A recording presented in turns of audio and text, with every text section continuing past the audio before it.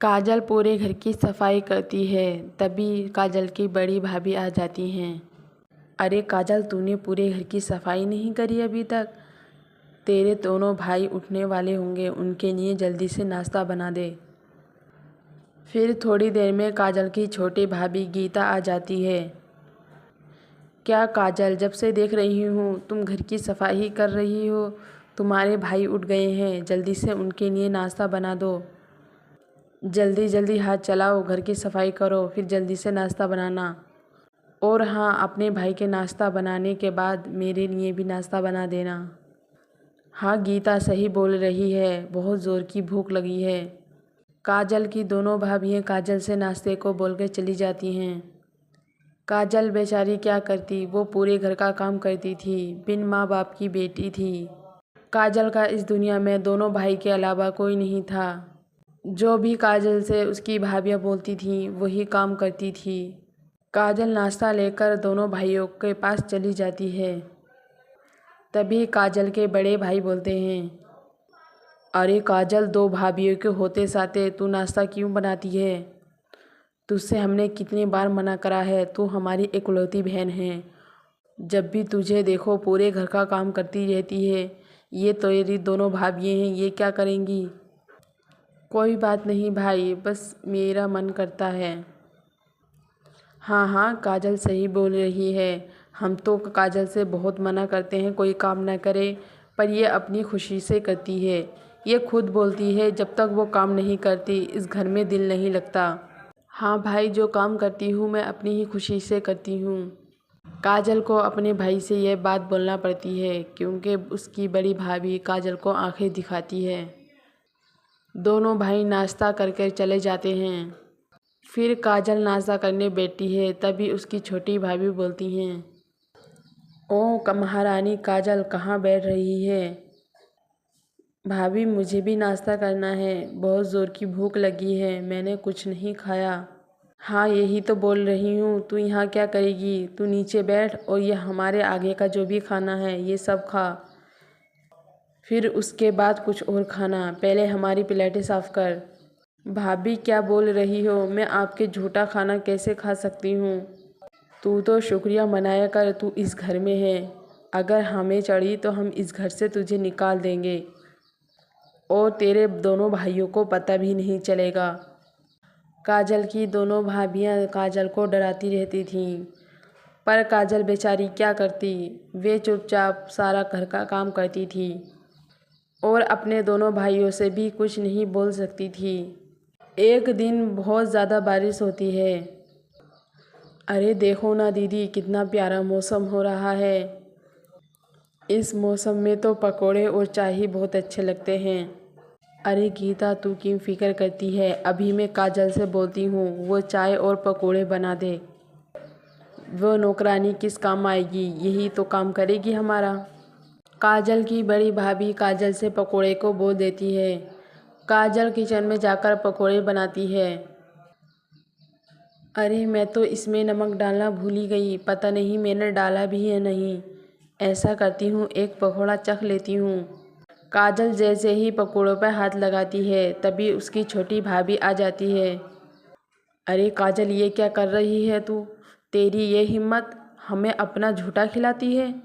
गीता काजल को बहुत उल्टी सीधी सुनाती है, पर काजल की एक मिनट भी बात नहीं सुन पाती।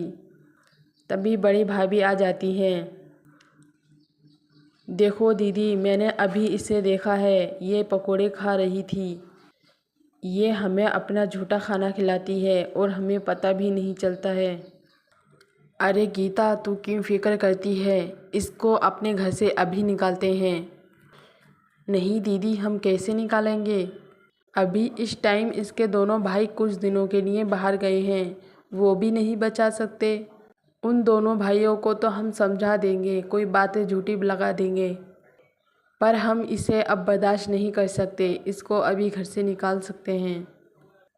हाँ दीदी, तुम सही बोल रही हो, ये मौका बहुत अच्छा है। वे दोनों भाभियाँ काजल को घर से निकाल देती हैं। अब काजल बेचारी कहाँ जाती, वे बारिश में भीग जाती है। काजल को बहुत ज़ोर की भूख लगती है। काजल सब लोगों से मदद मांगती है पर उसकी मदद कोई नहीं कर पाता। काजल एक बूढ़े अंकल के पास पहुंच जाती है। वे बूढ़े अंकल पकोड़े बेच रहे थे। अंकल, मैंने कुछ नहीं खाया है, मुझे कुछ खाने को दे दो। उन बूढ़े अंकल को काजल पे तरस आ जाता है और यकीन भी आ जाता है। काजल पकोड़े खाती है और रोने लगती है। तभी वे बूढ़े अंकल बोलते हैं, अरे बेटी, तुम अभी तो रो रही थी, भूख लग रही है, अब पकोड़े खा लिए तो तुमको क्या हो गया, क्यों रो रही हो? फिर काजल उन अंकल को अपनी सारी भाभीियों की बात बताती है। यह सब बात सुनकर अंकल बोलते हैं, बेटी तुम फिक्र ना करो, तुम मेरे साथ चलो मेरे घर, मैं अकेला रहता हूँ, तुम मेरी बेटी बनके रहना। तुम जवान हो, कहाँ भटकती फिरोगी। वे बूढ़े अंकल काजल को अपने घर ले जाते हैं। काजल उनके घर रहती थी और उन अंकल का बहुत ज़्यादा ख्याल रखती थी। अचानक से उन अंकल की तबीयत खराब हो जाती है। पकौड़ों का ठेला काजल लगाने लगती है। काजल अब 2-3 रंग के पकोड़े बनाती है।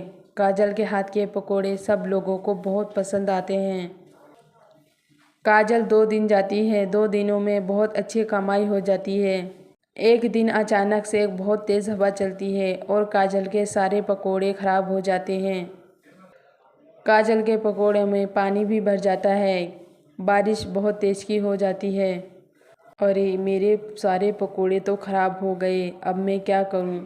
मैं तो यही सोच रही थी कुछ कमाई और हो जाए तो एक पक्का सा ठेला ख़रीद लूं, जो हमारे ये सारे पकोड़े ना ख़राब हों।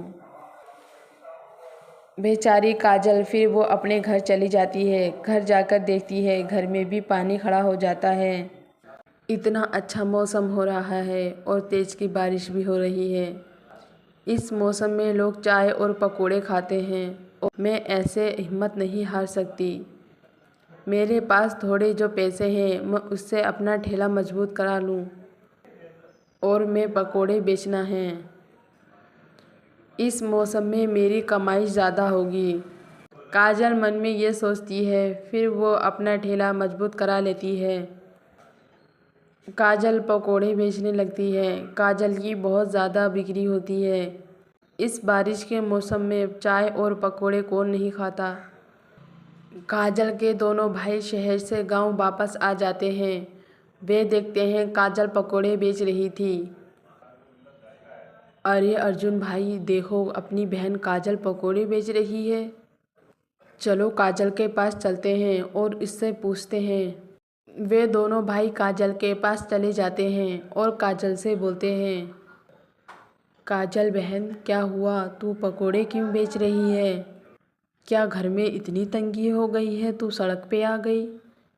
हम तो हर महीने पैसे डालते हैं तुम्हारी भाभी को।